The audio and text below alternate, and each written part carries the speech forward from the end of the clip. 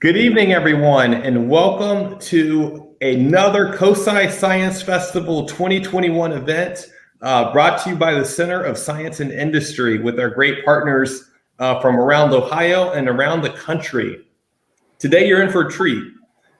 This is a program that we're going to talk about the science and art of fragrance. So if you ever wondered at Bath & Body Works when you walked into the store, wow, it smells so great. How does that happen? Well, good news, you're going to find that out here today.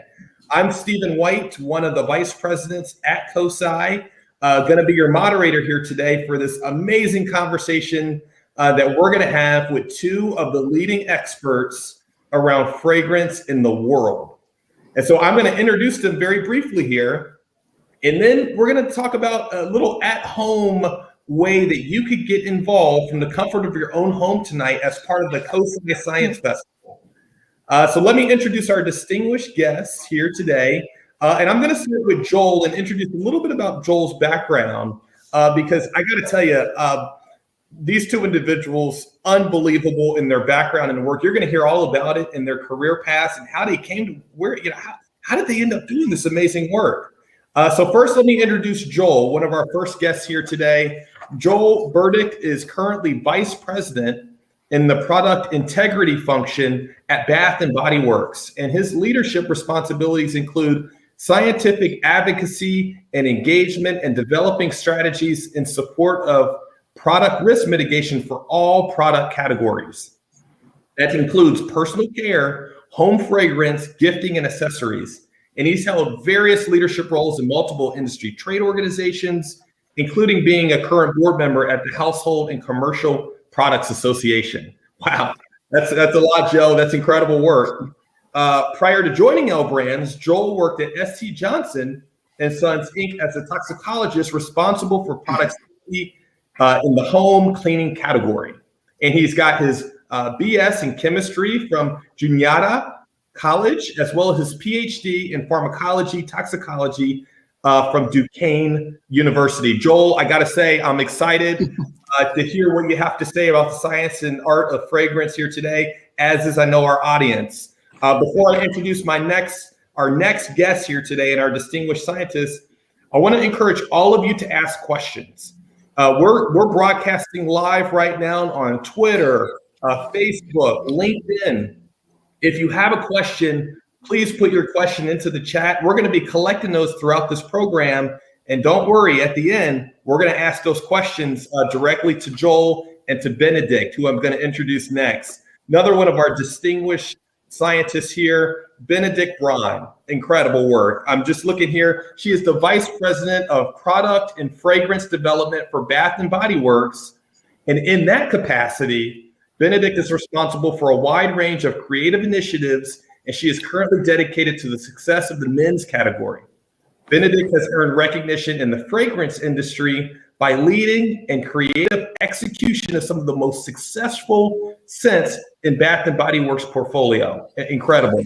And then prior to joining Bath & Body Works in 2003, Benedict established her credentials with the leading fragrant houses, where she gained extensive knowledge in both mass prestige segments in Europe and North America. She's a graduate of Perfumery School in Versailles, France, as well as an MBA from Rice University in Houston, Texas. So I got to say, Benedict, I'm excited. I'm on the edge of my seat here. Really looking forward to our discussion here today around the science and art of fragrance. For those of you just now joining, this is part of the COSI Science Festival, our third annual festival this year. We've gone digital as part of these amazing events that we're offering. Much more on cosi.org, so check it out. But here's what we're all here today to find out tonight. Science and art of fragrance. And you're going to learn so much today from the experts from Bath & Body Works. So again, you ever walked into one of those stores and you walked in and you're like, wow, that smells amazing. Today you're going to find out why. But before we go any further, you're going to have some homework as well. We want you to get into the action here tonight. And so we're going to ask you right now, while you're at the comfort of your own home, find an orange, a lemon, a grapefruit, or a lime, and hold on to that, because you're going to need it at the end of this presentation, because we're going to do something fun. This is COSI, so we got to cosify it, make it fun, and you're going to have that at the end of this presentation. So Joel, let's start with you before we hop in and talk about the science and art. Joel, you have an amazing background. Can you tell us a little bit about how'd you get here? How did you find a career in this pathway? Tell us a little bit about your background, how you got here, and more about what you do for L Brands and Bath and Body Works. Sure. Thank you, Stephen. And first of all, thank you to COSI for inviting us to represent Bath and Body Works here at this Science Festival this year. Really appreciate it and look forward to the discussion tonight. I just wanted, you covered my background very well, but I just wanted to let everyone know I've been in the industry for over 25 years, primarily in consumer products and retail. And I've worked in multiple product categories throughout the career, so I've learned a lot along the way. And there are careers for scientists that probably you're not aware of in some of companies like our company at Bath & Body Works. You covered my background educationally, but just to give a little highlight, at SC Johnson, where I started, after I got my PhD, I had to determine what path did I want to take. Did I want to go to academics? Did I want to go into the industry? And a good friend of mine that was in graduate school with me ended up doing a postdoc and going into the pharmaceutical industry. I chose to go into consumer products, and I haven't looked back and have really loved and been excited about all the work over the years. I started at SC Johnson, as I said. I worked on home cleaning products. I transitioned over to BBW in the year 2000. I've been in the company from that point in time and worked on all brands under the portfolio at one point in time. And as you said earlier, I'm really engaged in external strategic engagement with some of our trade associations and scientific alliances that we have. I've listed several of them here. You can go on the website and check more about those if you're interested, but they're listed here. So with that, I'll turn it back to you, Stephen. Well, Joel, first off, amazing work. Congratulations on your fantastic career. I know a lot of folks out there are thinking, you're probably saying to themselves, I know I am, I didn't even realize this was a career that you could take with a great company like L Brands and Bath and Body Works. So you're really opening up, I think, a lot of eyes right now that, we have a philosophy at COSI that science is everywhere and science is for everyone. And so being able to, your career is a great example of that, and being able to look at all these different types of scents and fragrances and what have you. So thanks for being here today and being part of the discussion. Well, let me jump to Benedict. Benedict, you have a global background, traveled all over the world. And I know that as very similar to Joel, a lot of folks are wondering, gosh, I want to do that, right? I want to do that for a living. I want to understand all the bits and pieces about fragrance. And we know there's an art to it as well as a science, that you're going to talk about that here today. And so tell us a little bit about your background. Yeah, how'd you get here? What's some of the things that excited you to want to go into this industry? Yeah.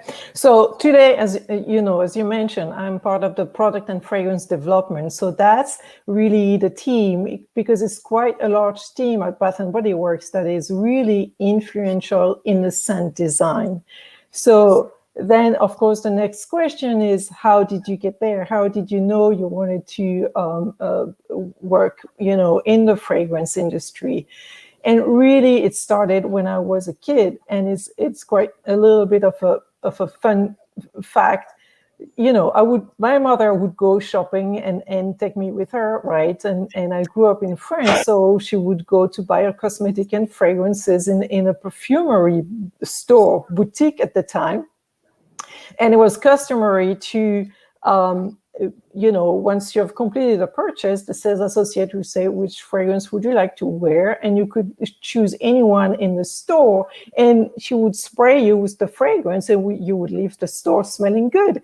And, anyone along with my mother would get the same treatment. So I was 8 years old, and the sales associate say, Miss, which fragrance would you like to wear? And say, oh, I don't know what is new. And of course, took a fragrance and sprayed it all over me, and I loved it. Really, leaving the store smelling like a grown-up. Love the effect, the feeling. Love smelling the fragrance on my clothes the next day. So that really got me hooked. And then, I liked, science, biology, chemistry. So I went to, found that curriculum in France where I could learn about the fragrance, the cosmetic, the chemistry, the marketing, the whole, all aspect of what the industry offer, which is a lot, and it's a great, great avenue for a career. And then, of course, learn the trade at the fragrance houses. So working with the perfumers, working in development, learning about the customer, learning about the whole marketing, the trends, traveling a lot. And finally, joined Bath & Body Works, where really pairing art and science and the business aspect and working with the team, it's and seeing the product end to end, and really seeing the customer reaction to the product you develop is a joy every day. Wow, that's incredible. A joy indeed, and a joy hearing about your background. Everyone, you're tuned in right now. We're live across the country right now, talking to Benedict and Joel, who are two of the leading scientists right now in the science and arts of fragrance from Bath & Body Works. Please don't forget to drop your questions into the chat. We're going to be answering questions at the end. And don't forget, you're going to be part of the action here. So make sure you grab that orange, that lime, that lemon, that grapefruit, because you're going to need it at the end. So let's jump right in. This is about science and art, and we're going to split this up a little bit. Joel, you're going to talk about the science, and Benedict's going to talk a little bit about the art. So Joel, tell us a little bit about the basic 101, science 101. When you walk into that store, that Bath & Body Works, and you're smelling those amazing scents, tell us about what's going on, what's happening, if you could. Yeah, that's great, Stephen. I first wanted to just cover for those to get a little basic understanding of the sense of smell, because it's really relevant to what Benedict's going to talk about later on. And I'm going to keep it very simple and top level, hopefully, but wanted to give you a little bit of an appreciation for how the sense of smell works. So in this particular diagram, if you look on the lower left, there's a rose that it could be any other flower or other odorant. There's molecules that come out of the oils that are in the petals of the rose that volatilize or go into the air. Those odorant molecules actually travel into the nasal passages. And for those that are sitting out there listening tonight, your nose is all the time working and processing odorants in your environment. Those odorants will go up into your nasal passages, and they'll interact in the back of the nose with cells called epithelial cells that have receptors that they bind to. They then propagate signals up through neurons that engage within your brain that allow it to process the odorant that you're smelling. And so what I've shown here in this grid is basically the different parts of the brain that are all involved in the sense of smell, which I think there's many. One that I wanted to highlight was the limbic system, which is really responsible for emotion, and there's other parts of the brain responsible for learning and memory. These are very integrated to your sense of smell. And so, for example, if when you were a younger child and you remember a smell that you may have experienced with something, either a positive or negative outcome or response in your world at that time, and when you're an adult and you smell that same smell, it'll automatically take you back to your childhood. So there's a direct connectivity to various parts of the brain that are really important. And we at Bath & Body Works, with the emotional connection we have with our product, we're capitalizing on that fact with our fragrance, as Benedict will describe later. The next slide, this is not a Halloween mask, but I thought it would give you a little bit more perspective on how complex what I just tried to describe is. This is actually a picture of the mouse sensory olfactory system. And those green structures I mentioned earlier were the epithelial cells, and they're lining this black cavity. And that cavity happens to be the nasal passages of a mouse. There are about 1,000 different odorant receptors that are attached to those epithelial cells in green in a mouse model, and there's less than half of that in humans, but they all work in a similar perspective. And so once the orange structures that are extending down in are the actual neurons. And so once the receptor gets attached by the odorant, it'll signal the neurons to fire, and then those get integrated in those eye-like structures, which are the olfactory bulbs.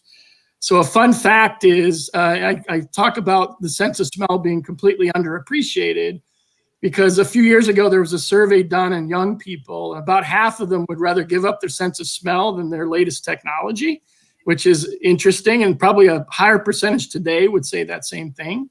But yet 5% of your genomic DNA is associated with the sense of smell. And so hopefully you have an appreciation for the complexity and the importance of smell and what it means. And Benedict's going to give you a much greater perspective of that later on. So Joel, I got to interrupt you there. So if I heard you correctly here, you mean 7,000 young folks would rather give up their sense of smell than this thing, their smartphone. Correct. Oh, that's incredible. And for those that have lost their sense of smell, their life is not as exciting as those that have it. And Benedict will explain that in much greater detail later. So Joel, if you could take us a little bit behind, let's peel back the curtain a little bit, right? Bath and Body Works, on sort of the research side of things. How do you go through trends in looking at dynamics of how your scientists and your partners operate at Bath and Body Works when it comes to the science of fragrance? Right. There's a lot of trends being looked at. And specifically to the science, I wanted to just cover a couple of the key areas that I think are kind of gaining a lot of traction and attention. And one, those of you that have had COVID or have been impacted in your family or friends that have actually contracted COVID, that virus in particular is one of the hallmark symptoms is you lose your sense of smell and taste. And smell and taste are very integrally related in pathways. And so there's a lot of research being done right now to really understand why and how that is happening.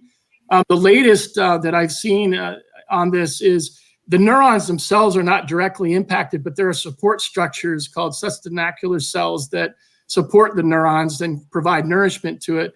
They are being attacked by the virus, and they're causing an inflammatory reaction that is muting your ability to sense smell in that olfactory system that I described earlier. So that is a key trend that's out there. And there's research ongoing too to look at sensory output to understand whether that could be used as a detection limit for COVID.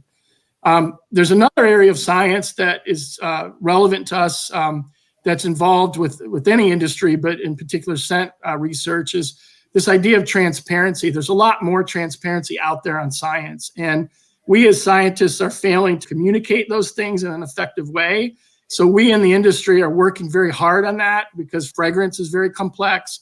Our products are very complex. So how do we convey the science to an audience in a much more effective way? So a lot of science activity is happening there. Another area is indoor environments. COVID is driving a lot of people to be indoors in a much greater extent. Western cultures in general are indoors 90% of their life. I don't know if you knew that, but so what's happening in the indoor environment is critical, and it's critical to us as a business, but also people are curious about what they're surrounding themselves with indoors, and COVID has driven that. Malodors are very, can negatively impact you significantly, and fragrance and malodor technologies are really critical to help solve those problems. Malodors, for example, in third world countries where hygiene is really poor, can have a very negative impact on health outcomes in those populations. And one of our fragrance partners that we work with is partnering with the Gates Foundation to do a lot of work to try to understand and improve those outcomes. So a lot of effort is being spent on malodor research. And then finally, wellness benefits. And I know Benedict will touch on this, but that's another important macro trend, but it's important relative to the science as well. We're learning a lot about fragrance and the molecules and odorants that are involved and outcomes they may have that could improve people's well-being and their wellness. And so those are just a sketch, but the point here is that our scientists are collaborating in all these areas to understand the latest research trends so that we can apply that internally into our business. Well, thanks so much, Joel, for that great feedback. And that malodor, you're right. I mean, it's not just about the positive scents that we smell, but the bad ones too. Correct. Right? And so those bad scents and what that can do to your system. And thank you for that update on the COVID dynamic and impact. I know that there's probably a lot of folks out there wondering right now about the implications of COVID and sense of smell. So appreciate that update. Correct. And, if you could just touch on quickly before we turn it over to Benedict, about how all these kind of pieces fit together in the Bath and Body Works framework. You say it takes a village. Tell us just quickly about what that means when you mean it takes a village for these products. Yeah, so bringing a fragrance product to life is really a broad, multidisciplinary activity. It involves scientists and creative professionals all working together to deliver on that. And what we look at here is at the very center of the diagram is earning our customers' trust. And science is engaged in all aspects of what I'm showing here. But if we don't deliver on all of these, we're not going to earn her trust, and she's not going to buy our product. So we spend a lot of energy and effort to ensure that all of these areas are covered, and science is associated with all of them. I'll just do a quick brief synopsis. At the top of the slide is innovation. I mean, obviously innovation, we've got to innovate in order to continue to be relevant. And there's a lot of scientific activity and that goes into that process with us and our partners. Formula package and stability and compatibility is an area that probably people don't even think of. But when you have a formula that has multiple ingredients and a fragrance that has multiple ingredients and a package, they all have to come together. And to deliver a high quality product, there's a lot of effort that goes into making sure that is right and meets our high quality standards. Legal and regulatory compliance, people don't think of that as having a scientific element, but when you think of we have to defend and support everything we say about our product from a performance point of view.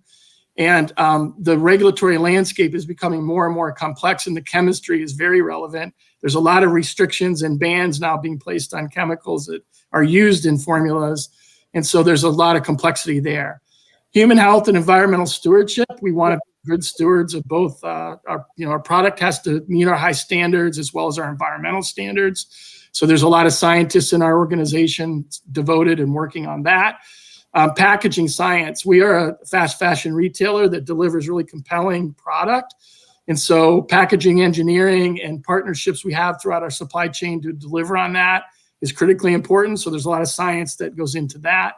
And then last, but certainly not least, and Benedict is in this area, so she will be talking about this in depth, is performance and aesthetics. We have a lot of our R&D and product and fragrance development teams focused in on our formulas and the performance and aesthetic, because if we don't deliver on all of these things, the customer isn't going to trust what we're giving them, and they're not going to buy our product. So at the end of the day, science is essential.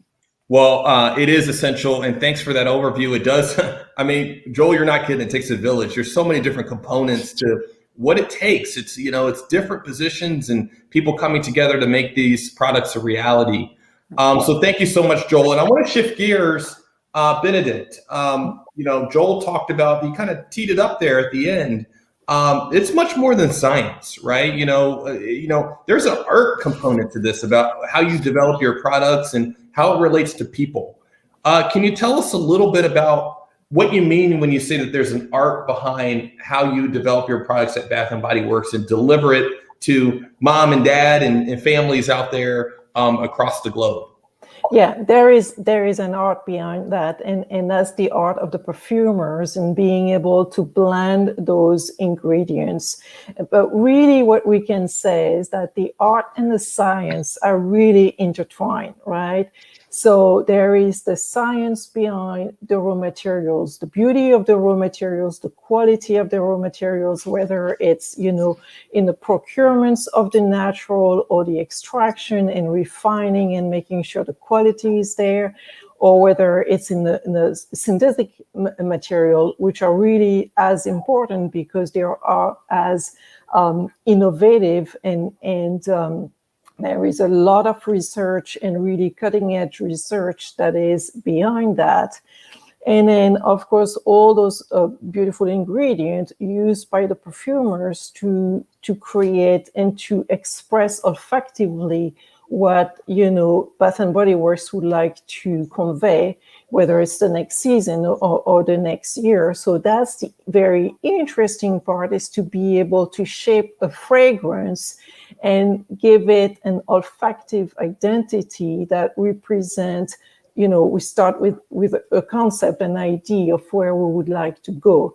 And then not only developing the fragrance, but making sure, as Joel mentioned, that it works if you develop the fragrance for a body lotion or for a shower gel or for a candle or for, a soap. That's as important. So every step of the way, there is a creative process, and you have, a lot of science and know-how and technology that is, supporting the development, the production, the scaling up until we have the finished product revealed in the store. And that's really, the reason why we do what we do is to make sure the customer is delighted, to make sure the customer feels good, to make sure that she's, happy, that the fragrance, fulfill that emotional need, or, relaxing, energizing, just feeling good. So we do all that to really bring joy to the customer. That's great, and put a smile on their face too. That's incredible. Benedict, thank you for that overview of how these things are intertwined, and being able to keep in mind how you blend those things together and the people impact. And I think that's a great segue to our at-home science experiment. For those of you joining us right now, you're tuning into the COSI Science Festival 2021. We're talking about the science and art of fragrance with two of the leading global experts in fragrance and around the globe here at Bath & Body Works. And Benedict, you're going to give us an at-home test here. So at the beginning here, I asked everyone to find a lemon or an orange or a grapefruit or a lime and get that prepared and ready to go for this experiment that you're going to be joining in with COSI, the #1 science center in the nation, as part of the Science Festival. So let's try it at home. Benedict, do you want to tell us a little bit about what you want the families out there to do right now, now that they've got this in their hand? So if you have this in your hand, then try to take the peel of the orange or a lemon, because what we're going to do, right? So Joel told us we have the capability of smelling. So we are going to develop these capabilities the same way, the perfumers are learning. And the best way is really to smell attentively, compare, contrast, and try to develop a memory and develop the vocabulary and try to really evaluate the scent and relate to something we know. A good way of doing it, and this is why, I would recommend to compare, is to, if you smell the zest of the orange, and of course, perfumers would be smelling oil, right? But to do it at home, I think it's a very good way to be attentive to what we have around and smell the orange and compare with, I took the grapefruit, and then you can see which is crisp, which is sour, which is green, which is a little bit more pulpy, fruity. Is there maybe something sharp in the grapefruit and something, easier and fresher. So, just a good exercise. I take the lemon now. So lemon, much brighter, very crisp, sour. The point in doing it at home is describe in your own words, relate to something, and try to see the differences. The lime, brighter, maybe more floral, maybe more green. Where does that take you? What does that remind you of? And in developing your olfactive memory, and in being attentive, you start developing your sense of smell. It's like learning a new language, right? It's hard at first to pronounce the words, and then it's hard to memorize the words, but then once you practice, then you can really do that all day. So that was the point of the exercise, and that's something you can do easily. It can be flowers, can be herbs, basil, tarragon, try to compare, so that was the point of the exercise in trying to have fun at home. That's great. And you can do this with anything too. It doesn't have to be these three. I have my cup of coffee here that I was going to try out. I'm sure it's going to bring back some of those memories from school. This is great. Thank you so much for sharing this at-home exercise. Encourage everyone to try it at home and do it together as a family if you like as well. And now we're almost at time here, but we do have a bunch of questions into the chat, and so maybe we could do sort of a quick rapid fire, if that's okay, Benedict and Joel. We've got a question here that's coming to us from looks like Facebook, and it says, I love memory and how memory and smell are interconnected. Do you recall a particular smell that takes you back, Benedict in particular, that you have as an example that you could share with all of us?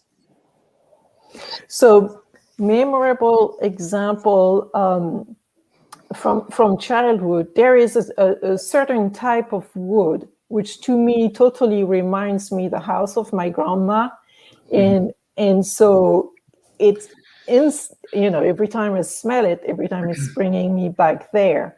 Of course, a lot of memories of fruit and dessert and basil. Basil is an herb that, I remember my mom using very easily in cooking, and every time now it's bringing me back a lot of sense. Yes. That's awesome. That's the beauty of it. Yeah. Well, it is beautiful. And, we each have our own unique personal stories. That's just taking a moment to take a breath. Right now, it's Mental Health Awareness Month. Little things like taking a moment and using your sense of smell and going back to some of those great memories. Benedict, we'll ask another question we're getting from Twitter here. Why do some people have a stronger sense of smell than others? Can you just give us a quick sense of that? What's going on there? So that's it. Maybe Joel, maybe you have an answer. I think I can help. Yeah, go ahead. Okay, go ahead then. No, clearly there's different. There are people that are very much expert noses that really have this hypersensitivity to odorants, and their overall genetic profile is probably allowing them to be detecting a much greater depth of smell than others. And so if you look at the complexity that I described earlier in that system, how that's expressed in individuals is going to be variable and different. But in general, like everybody has the ability to smell a variety of things, but some may have more sensitivity to it than others.